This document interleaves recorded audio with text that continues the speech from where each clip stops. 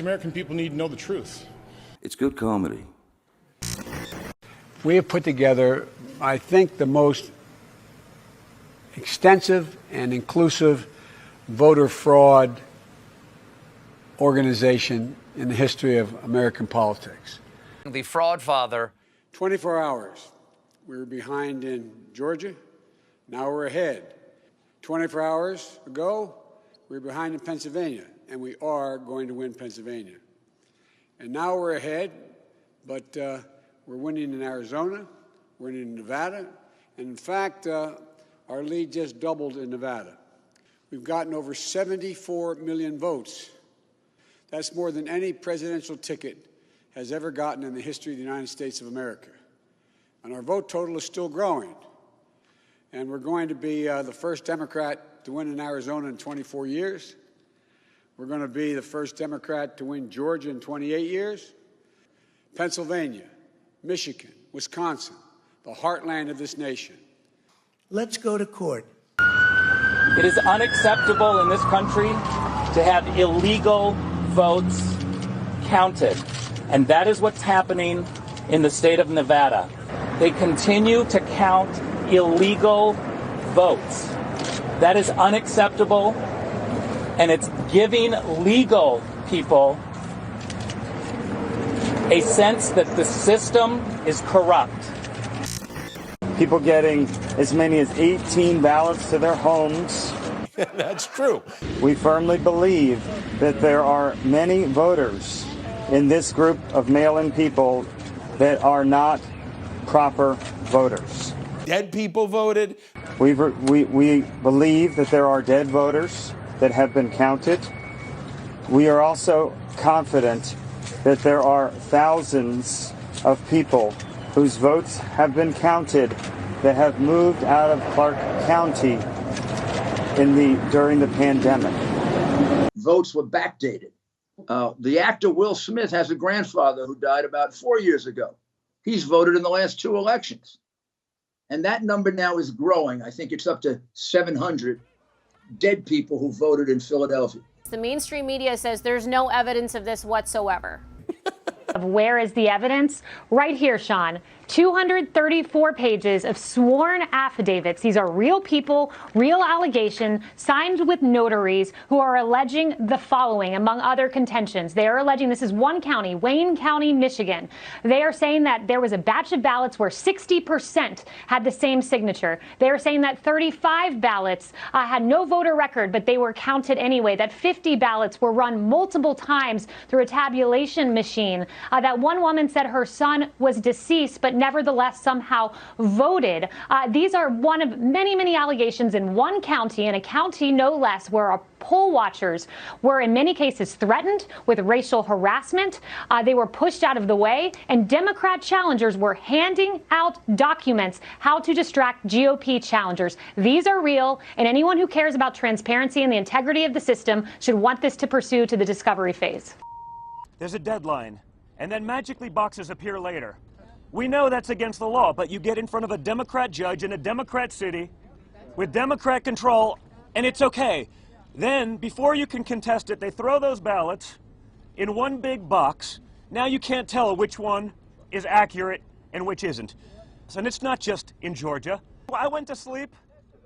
I woke up 2 hours later after not sleeping for 3 days. I said, that's amazing, 130,000 votes, not one of them for Donald Trump.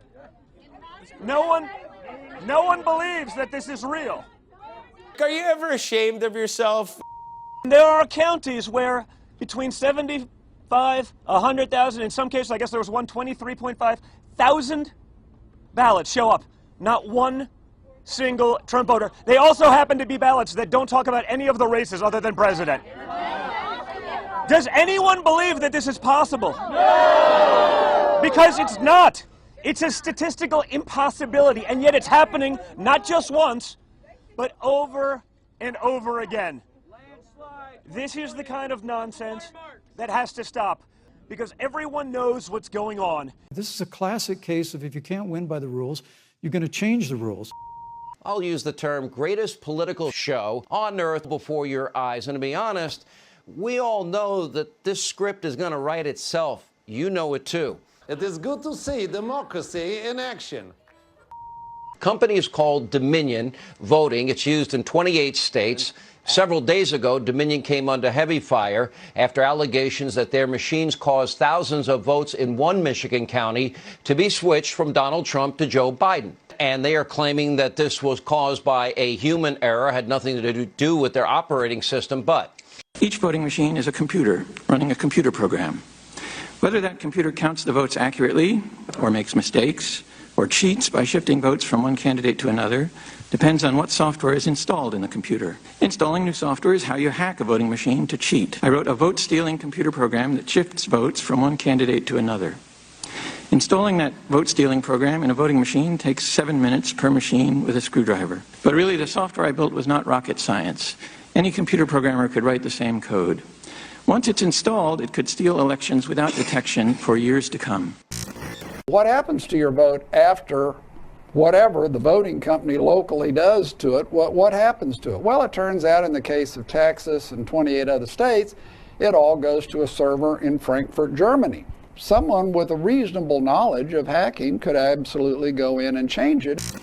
We're fixing to overturn the results of the election in multiple states, and President Trump won by not just hundreds of thousands of votes, but by millions of votes that were shifted by this software that was designed expressly for that purpose. It is essential to have a proper understanding of what happened. Follow me, I'm going to show you something. The Bible tells us that we shall know the truth, and the truth shall make us free. Here is the God's truth about January 6, 2021. This attack was far worse than it first looked. People were wondering how the Trump protesters were able to get in so easily. Of course, their buddies on the police department helped them in. What do you see? Police are squabbling with protesters. Oh, there we go. And here's the truth.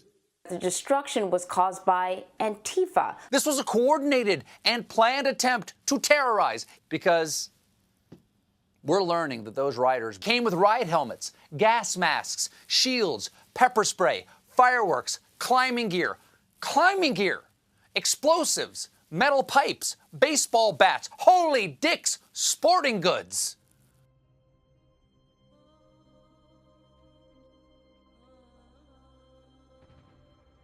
Ja, morgen soll das Impeachment-Verfahren gegen Trump starten. Es ist ja das zweite. Wie sind diesmal die Aussichten auf Erfolg? Ja, aufgrund den vorhergehenden Bildern kann man sehen, wie explosiv die Stimmung insgesamt ist in den USA.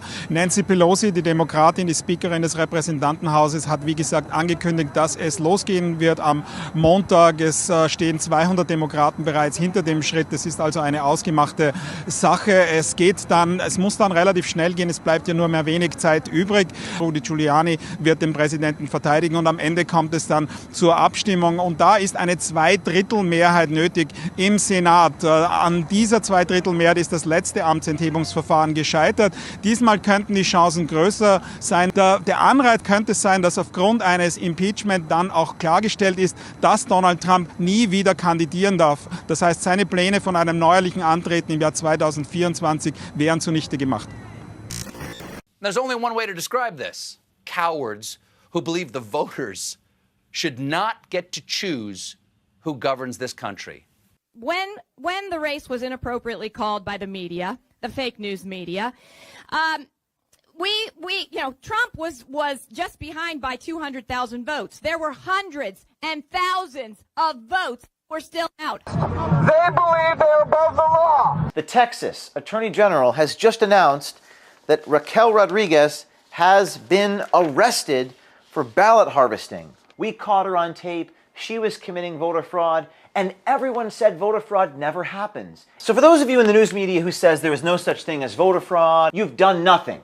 The question is, who is promoting ignorance? It is bad media.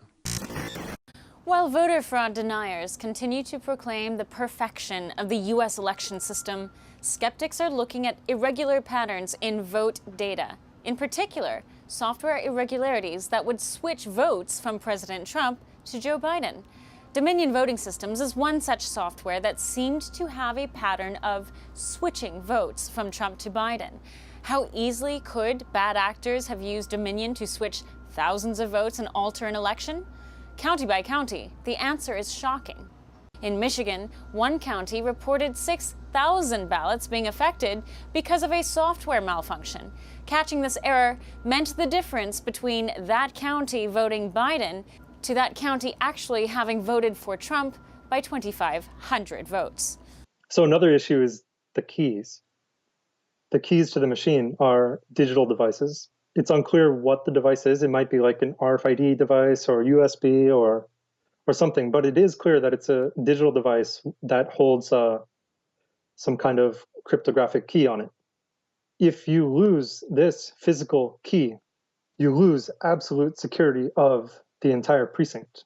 So, for example, if, say, Philadelphia was storing these keys in a warehouse and they were robbed and the only thing stolen were these keys and a laptop, then you should consider their entire election to be illegitimate because they have lost the physical security of the system, which is the most important part of information security.